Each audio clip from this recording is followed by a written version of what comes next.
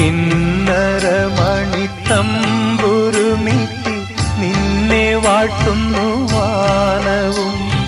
മണ്ണിലെ കിളിപ്പൈതലും മുളം തണ്ടിൽ മൂളുന്ന തെന്നലും ഇന്നിതാ നിൻ പ്രകീർത്തനം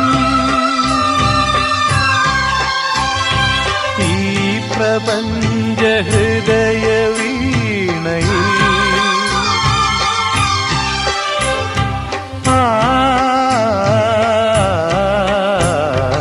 ആരെയും ഭാവഗായകനാക്കും ആത്മസൗന്ദര്യമാണു നീ.